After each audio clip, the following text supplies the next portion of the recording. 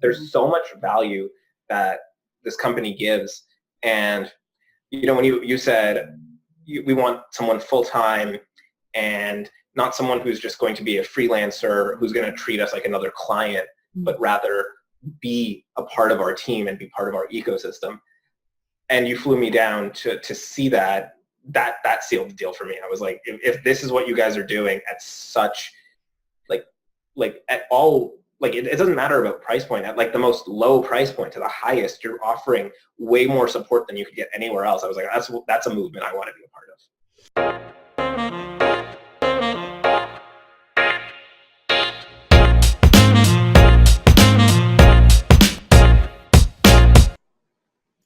Okay, cool. The electrons are hooking up. We are getting all connected up. Hey, this is Ann Sieg here from the E-commerce Business School, and we've got a special event going on this weekend. But first, I got to let you know this is a broadcast of, we call it the Voice of E-commerce, which is the broadcasting arm of the E-commerce Business School, where we like to educate people on what we have to offer folks so you can learn more about us and hopefully join us inside the E-commerce Business School community. But all to say, we're having a very big Grand Day opening, and as part of our Grand Day opening, we're bringing in members as well as faculty, staff members of E-commerce Business School. So we have Sohail, I don't see your last name a whole lot, Chatur? Yeah, pretty much. That's good. That's close. Hey, that's awesome. That's all right. I just realized you've never said my last name before. I don't think I have, and I'm like, oh, am I going to stumble horrifically? But hey, this is fun. This is awesome. So I work really closely with Sohail on a daily basis because we are the marketing pump it out machine, right? Oh yeah, every day. What is it? Skype calls until like 1, 2 in the morning. And Sohail especially is very fun when we have our 9 a.m. staff meetings. Yes. Because I still live on my university student schedule of going to bed at 4 in the morning and waking up whenever. So it's a beautiful fit for you, in other words. Oh yeah, that whenever becoming 9 a.m. has just been lovely. So we're being mildly facetious, as it turns out. Sohail is running a comedy club. Well, let's start there. Sohail, you're here as our chief copywriter for our front-end marketing. So people are going to see a lot of your work and have been over the last 3-4 months or so. So why don't you let us know where you're located, a little bit about your background, and then we'll talk about, pray tell, why would you come into the E-commerce Business School? So your background. Yeah, that sounds like a good start. So I'm based in Toronto, Canada for the next week. I like to travel. I'm a big traveler, so I'm actually about to head out on a little adventure. I'm moving to Costa Rica for 3 months to escape this Canadian winter. So I'll be there from December to the end of February. My background, this is one of those situations where I kind of look at my life and go, how did I end up here? I went to university to follow that traditional route, go to school, get a degree, get married, have kids, get a job you hate for the next 50 years, die, normal stuff.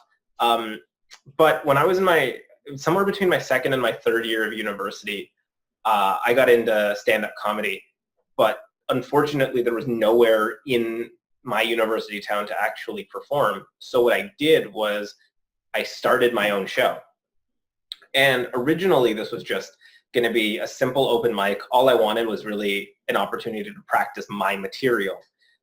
But there was no supply in our city and a ton of demand for high quality comedy. So very quickly, what I realized is that, one, there was a way to monetize this, but two, there was a way to serve a lot of people and a gaping hole in the market. So what I did was I transitioned out of having like a quote-unquote open mic into having a full-on professional style comedy show with professional touring headliners and hosts, high-level comedians. And as I did that, I realized I had a lot more fun being off stage and putting everything together than I was just on stage being, the center of attention for 5 to 7 minutes. And I think that's where the business acumen came in. It's where I started loving, big picture stuff and putting things together. That ended up being my first business, which I ran all through university for about 3 years. That's pretty much my background. So when you were 18, you started the club and ran that for about 3 years? 19.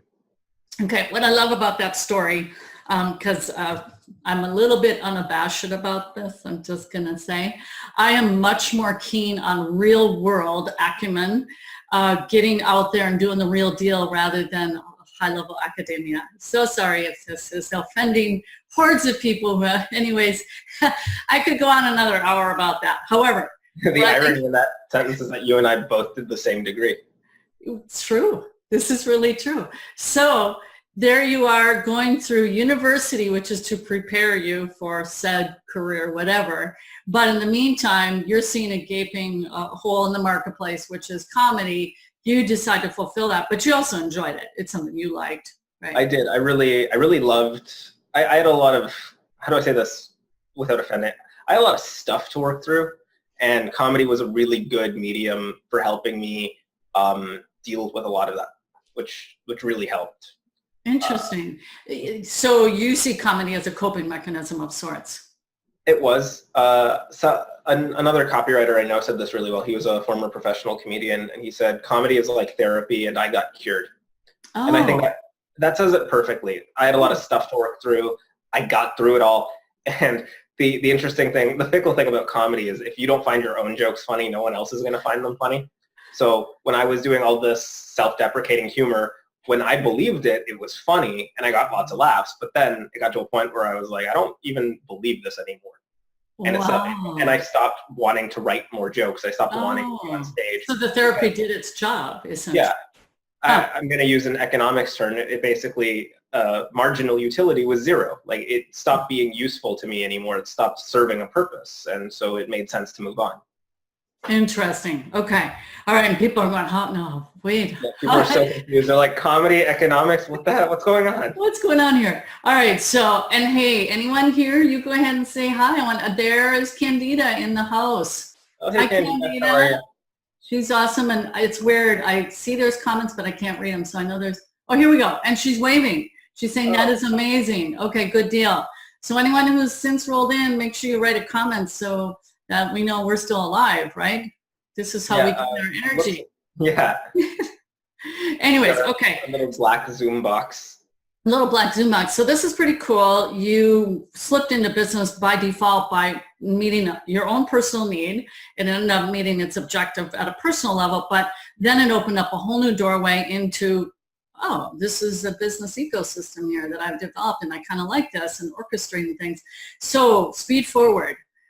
When I was actively looking for someone in a particular role, and that being through Codeneer, a copywriter to help lighten my load, because I was the main chief copywriter, and I'm like, I just can't go to the next level if I'm constantly pumping out copy. So Cody dropped a lure in a certain said site, and then he's reeling them in, and he interviewed a bunch. He said, Ann, this is the best guy.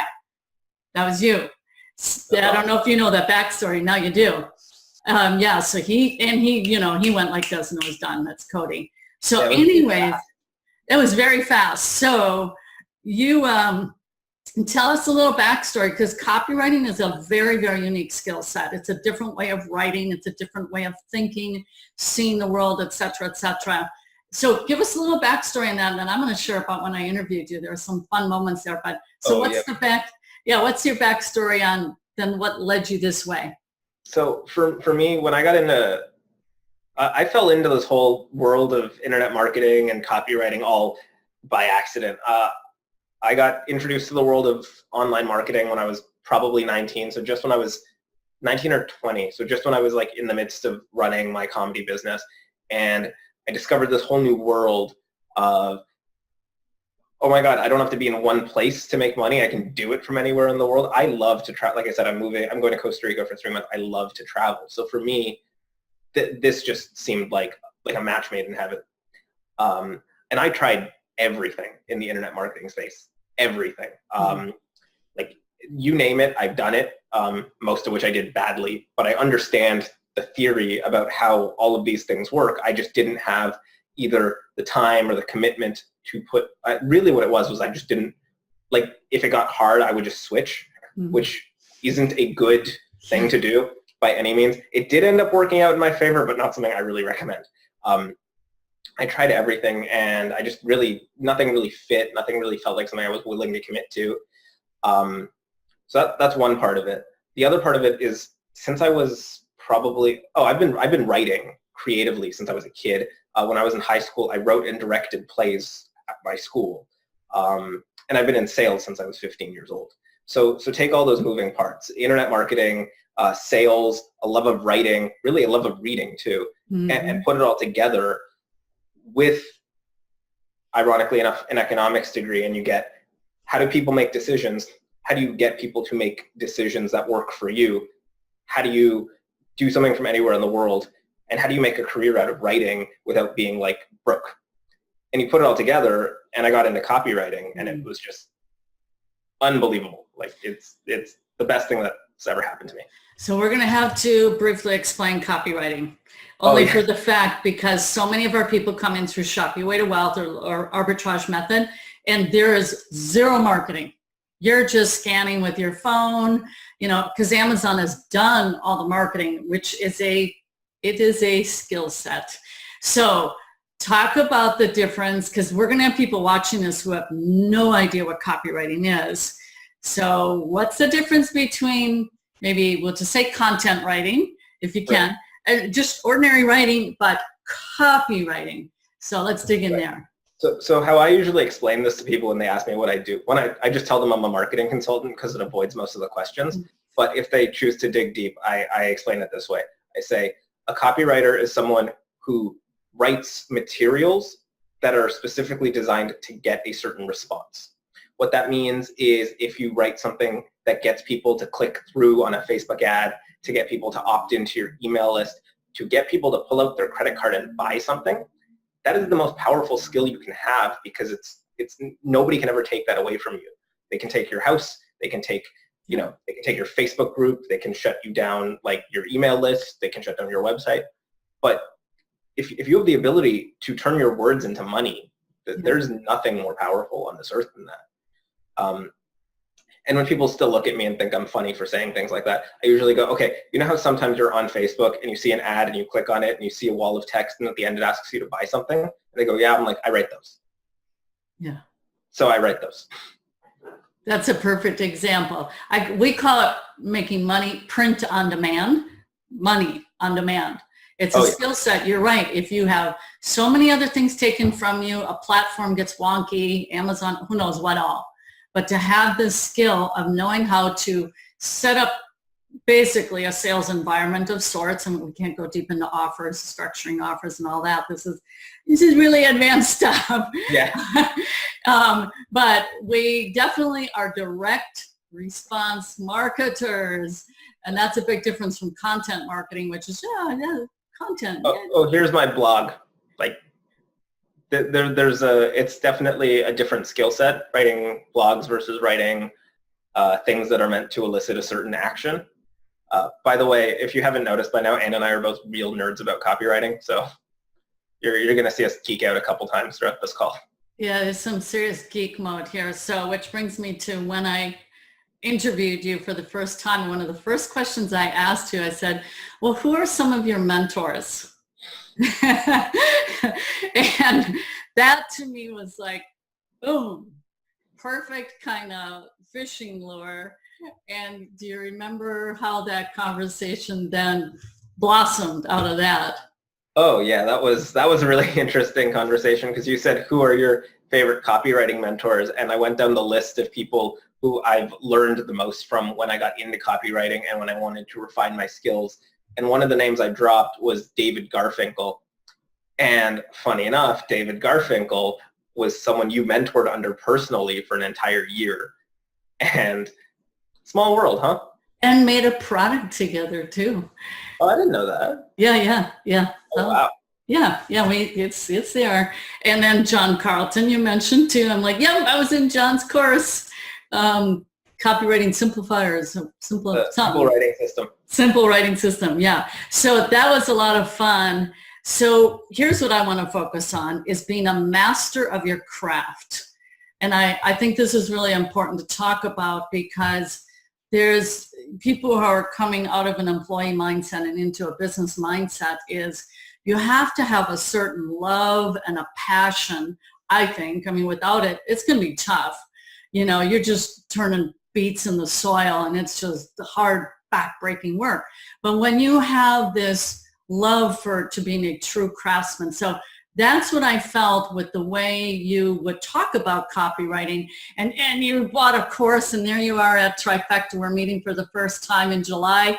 You got a whole sales letter printed out, and you're just like a mega nerd studying that. You couldn't get your eyes off of that thing. It was such a good sales letter. I was rewriting the whole thing by hand. It was so good. Well, let's talk about that. And by the way, this is, hey there, hi Ty. Okay, cool. We got Ty and Nina, or Ty Nina, I'm not sure there. So we're going to talk about that geeking out, because this is how hardcore it can get when you really want to hone a craft, and copywriting is a high-level craft. And I want to make this distinction for our wonderful Amazon sellers, by the way. I am going to make this distinction. We do digital marketing. Digital marketing is selling an idea. So digital marketing can be longer sales letters, longer sales presentations. Now, to the benefit of those of you as a e-commerce seller, and you're selling you're selling this. So this is not going to take a 20-page sales letter. No, it's a calculator. It's a calculator. You write, some features and benefits, but Lordy be it is not a 20-page sales letter. So I just want to say, to put this into relevancy for the people who are watching, when you're doing e-commerce, you are selling a physical product that is nowhere near the difficulty to sell an idea, such as our Shop Your Way to Wealth course, our print on demand. Like right now, we're offering a free membership into the e-commerce business school, and we have to structure an offer even for people to give their name and email address. Yep. Or it could be just, at minimum, we want that email address for the reason, folks, and we can then set up this relationship. They basically give us permission to contact them again. That's what an opt-in page is. But all to say, so you and I are digital marketers, to make that a distinction from e-commerce sellers. You don't have to fret and worry about where we're going. However, there is salesmanship involved. Your thank you page, structuring offers, we're not going to go into all of that. But all to say, this is what you and I do for the machinery to grow EBS and bring people in. So, So what were we talking about? Oh, being a master of your craft. So speak to that, like you just came from a workshop and whatnot, and just your dedication, because I definitely note it. It's a never-ending process, and I really like something. I really like the ability to get into something where you can constantly be achieving results, but know that you can always improve. I think there's something really, I don't know, irritating about achieving, about plateauing at any level, about being able to be like, okay, this is good enough and you can't get better. And what's nice about copy is that if you ever get complacent, the market kicks your butt. It always comes and goes, nah, you need to improve, come up with something better because we're tired of this idea. This concept no longer works effectively in this advertising space. It forces you to constantly be learning, and it forces you to constantly be a student of your craft, because trends, markets are always changing. Human nature stays the same, but everything around human nature is always evolving as, technology improves, as access to information improves. And what's awesome about copywriting is that you have to force yourself to keep leveling up. You have to force yourself to keep learning in order to stay ahead of the curve. And it keeps you on your toes. It keeps you motivated to keep going, and it sparks that competition. It's impossible to get bored. It's impossible to get bored.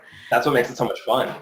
And so to that, I just want to speak to people. So like, this is the fun part for me. And I could see you had it, because you're like, oh, we get past this weekend, I'll tell you what. Okay, well, I'll make a deal with you, Ann. And you made a deal. As long as we can further optimize, I'm like, you ain't kidding. I am a dog to a bone on that one, in that I too, and it's a fascination thing, is what it is. You get, so where a lot of people would go, and I see it, I'm watching it as people are going through the very beginning levels of learning Facebook, etc. You're just in test mode, and that's how I look at marketing.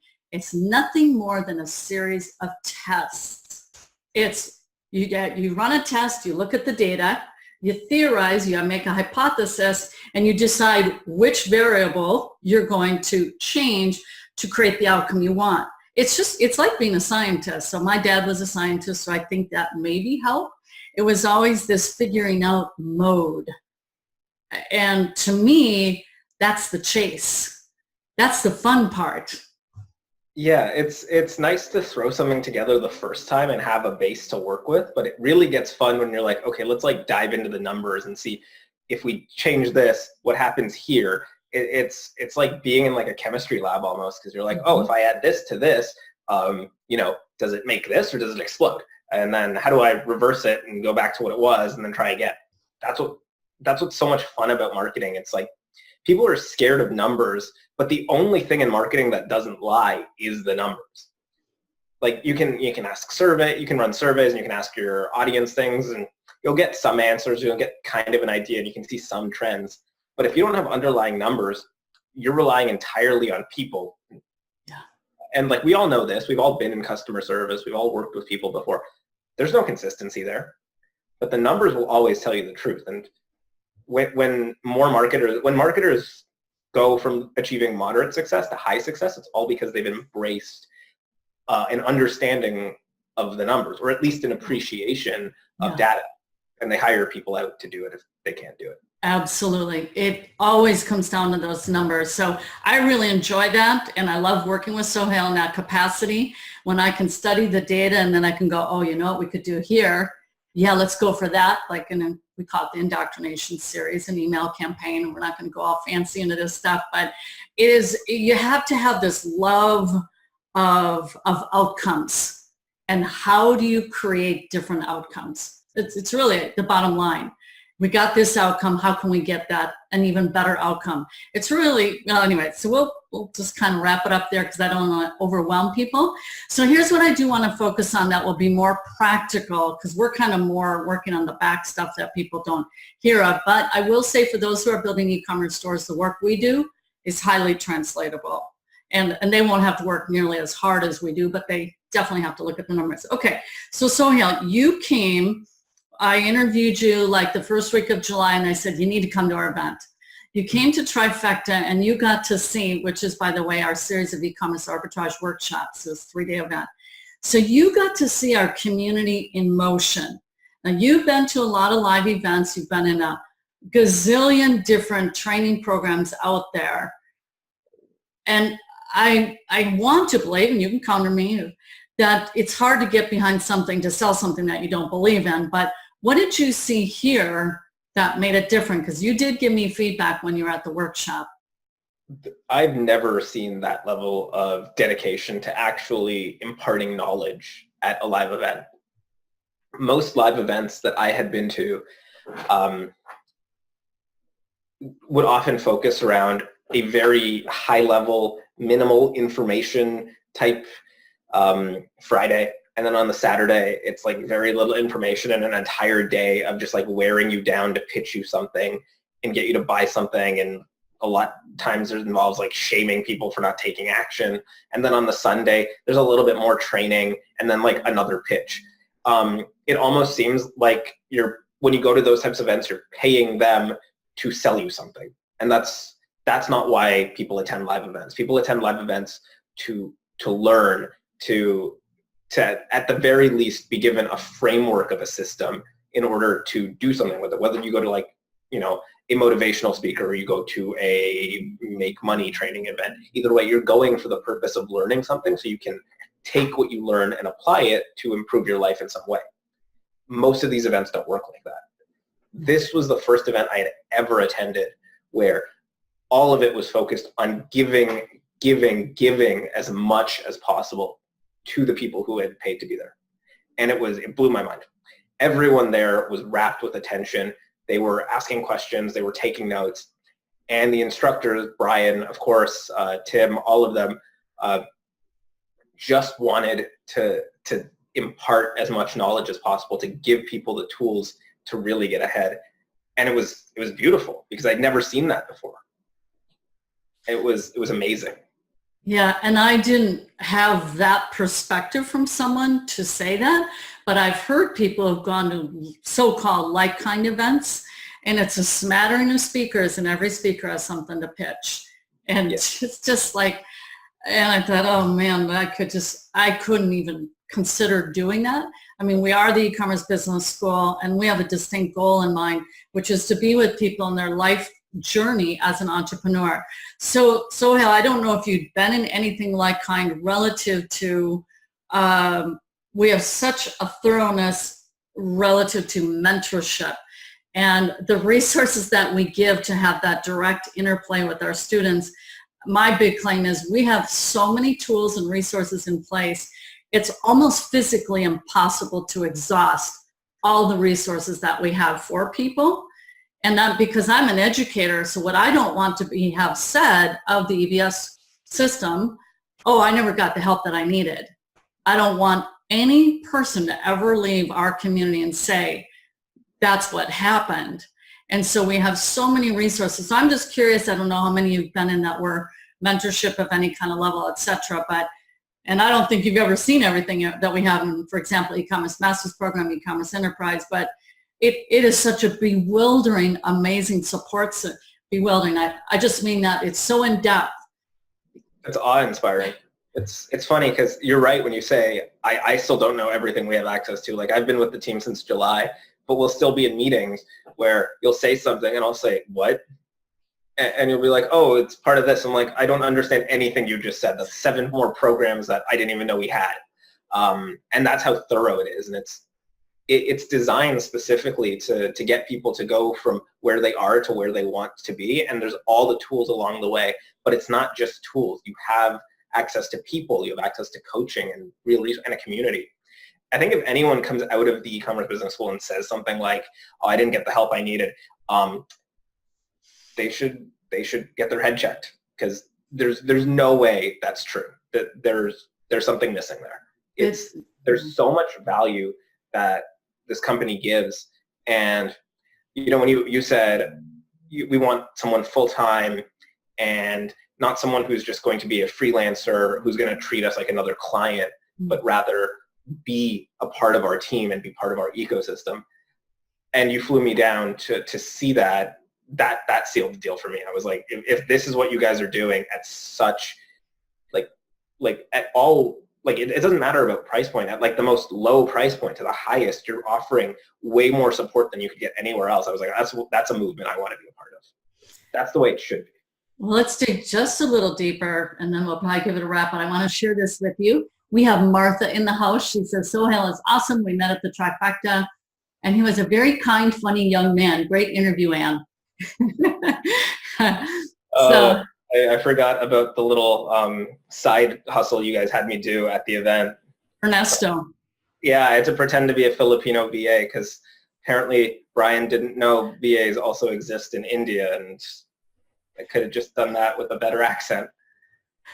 Yeah, that could have been a better match than Filipino. All right, so you are now inside our team. And and it's interesting with the people who come into our staff. Robert comes to mind because I'm like, wow, you're 19, you've got 6 Shopify stores, you've got 1 million followers on Instagram. Like, so how come, help me out here. He said, I want to be a part of a team. I'm successful as a solopreneur, but I want to experience a team. So in terms of working with our team, scratch the 9 a.m. meetings, just set those aside for a moment, and especially relative to the marketing, and maybe speak to, we maybe have just a little bit of velocity here. Yeah, I don't know. Share because you've done a lot of marketing and you set up a business such that it could be so automated that your goal in setting up that automated business tool was so you could do copywriting full time. Yeah. So what is the experience in terms of context of anything you had previously in terms of being in a team of this level? Well, I think what's nice about this team is that even though everyone has some stuff going on the side and has their own business interests on the side, this takes first priority. And you can tell that the team works because we all treat this as priority number 1, as opposed to just another thing in the queue or just another cog in the machine. It really is EBS and then other stuff. And what's really valuable about that is everyone brings their all to the team when we're creating a new product, when we're, planning an event, when we're in the meetings, everybody is fully present because they truly commit to making this work. They truly align with the vision. When I came to that event, you had me read that book, Tribal Leadership, which everyone on the team has read. It's a fantastic book, by the way. Because we all align with the vision. I think what's really nice about being part of this team is that because everyone's committed, there's so much more we can do. And like, even from a little bit of a selfish perspective, there's things I can test and things I can experiment with that I couldn't do alone because I didn't have access to those resources. As a team, there's more things that we all benefit from by all contributing to the mentality. I'm trying not to sound like a communist, but you know what I mean. Like, we all contribute a little bit, but we all are able to take more out as a result. Yeah, no, we do more together than apart. Absolutely. Yeah, and it's fun in our team meetings. There are frequent book studies and references, and just last night we were talking about yet another book, and we're mega book readers in terms of it is a staff that genuinely everyone is wanting to level up and play their best game and not just kind of coast along. I'm filling a seat. And I always tell people when I'm hiring them, I'm not interested so much in filling a position as I am in fulfilling the vision of the company. And that this, like, you can find talent. There's lots of talent out there, but I need people who fit in the team culture and dynamics of what we're doing. And that's why, like, having you at the event to see who we were and what we're about. So yeah. Well, we have gone long. You mentioned something in the email. We could just 1 minute longer or whatever. You said, hey, is anyone interviewing you, Anne? I said, actually, no. But so we have gone long, but there's no hard, fast rules here. So I don't know if you want to do that or if you got to wrap it up and scoot. It's perfectly. No, I think we can run a few questions for Anne. Are there any questions in the comments that people want to ask? Let's just see. You guys have anything? 30 seconds. Well, I drink my kombucha. How do you say Kombucha. Kombucha. I don't see anything yet, but you can think of something. I mean, we could go into like your whole backstory and everything, but we'd be here for days. So let's talk about some stuff that's more recent. In the last month, because I know you love to read. You love to read like I love to read. So in the last month, what's your favorite book you've read? Oh man, they're on the living room. Well, okay, here's one that I was just sent. So I find that if I do a Facebook Live and I talk about books, it's kind of cool. People are sending me books. All right, darn it all anyways. So this one was unusual. It's nothing to do with business, but it kind of is. So do you see the title? I decided to live 120 years. Yeah. Whoops. Yeah. The Ancient Secret to London. Oh, wow. Yeah, exactly. And so it was because I was getting out there and I was kicking and screaming, literally, fighting every way to not cross the line into a new decade. Okay, there you go. That's about all I'm going to say. And so I thought, suck it up, Anne. Grow up. And so I thought, yeah, I'll know how I'll do it. I'm going to do a Facebook Live and I'm just going to put it out there and just get it over with. Kind of that whole thing when for me, I have learned when fear is written in front of me and written around a doorpost, that means get going, girl, and you walk through that thing and just suck it up. So that's kind of what I did there. So as a result of that Facebook Live, one of my members from one of my past programs sends me this book. And I'll tell you what it did for me is this whole notion of retirement is kind of he doesn't speak too favorably of it because a lot of people kind of start to, I'm in dying mode now. Oh, I don't know what to do with myself mode now. And I thought, that is so not me. Because I remember a gal asking me that, my best friend from years ago, and she said, so Anne, do you know what you're going to do after you're done homeschooling and your kids are raised? I'm like, are you kidding me? I'm going to blow it up. Meaning, I'm not sure, but I guarantee you I'm going to be as busy as I've ever been. Ta-da, here I am an internet marketer now. Yeah, so, I can't imagine. I remember, so when I came to that trifecta event and Cody said, my goal is to retire Anne. And just the look on your face was pure fear. Like, retire what? Like, there's no way. It makes, and it does, like what you said is true. Like, retirement doesn't make sense anymore. People, lifespans are so much longer than they've ever been. Yes. You retire at 65. There's no guarantee you're going to have money when you're 90, because it just doesn't go as far between inflation, expenses, costs of living going up, everything. But there's so many ways, regardless of whether you're in your 20s, 30s, 40s, or you're already retired, there's still ways to make money passively without having to commit all of your life to someone else. There's still ways to better and that's the beauty of entrepreneurship. You can do it at any age. Exactly. So I thought, you don't need to wait to die. It really, so that massively changed my perspective. It was kind of like a, right turn and going, yeah, forget that noise. And I thought, my book club, for example, well, that's something I'm passionate about. Why wouldn't I want to do that for 2 full decades? Because it's kind of selfish, actually, to be really honest and transparent. I'm enriching myself while I'm helping others. Heck yeah, because I always want to be enriching myself, and I have my parents to thank for that. They always had study clubs going on and book things and this and that. They're still doing it. My dad, I come into their house, they've got new library books, and my dad will pick it up and start talking about it. I buy books. They go to my. So I had that, and my dad's a scientist. He's a physicist. He's inventing. He's got a patent going. He's 89. That's insane. 89. My mom walks to the Y. She's 86. She walks to the Y. It's 1.5 miles away. She does her little exercises and walks home. See? So you wonder, success leaves clues. Longevity leaves clues. So anyways, it's not a business book, but it has impacted my mindset on how I move forward in the future. He said, where's your plan? And most are like, well, I'm winding down. I'm like, I ain't winding down. You're just getting started. I'm just getting started. That's exactly how I view it. And it just made me have a lot better attitude instead of, oh, I have this race to complete and I got to be here at 65. And I thought, forget that. So that was the big game changer. Judith is here. She says, I just retired and now I can do what I want with business. That's the right attitude. It's not, it's not working for subsistence. It's not working to pay the bills. It's doing what you want and making money at the same time. And there's no limit to what you can earn. It's all about mindset. And it's really one of those things where you can have all of the tools and all of the knowledge, but if your mind is still limiting you, you're never going to exceed that threshold. Once you unlock the power, once you realize how much money there actually is in this world, and something all of my mentors have told me is, like, they all say the same thing. There is so much money in this world. It's like anything you make will be a drop in the bucket. So just think big. Think big. Yeah. It doesn't matter. Like, it doesn't matter if you have $1 million or $10 million.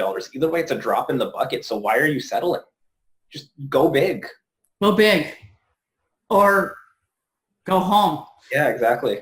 Like, so, no, I really believe that. You'll still be way ahead of where your mindset was 10 years ago.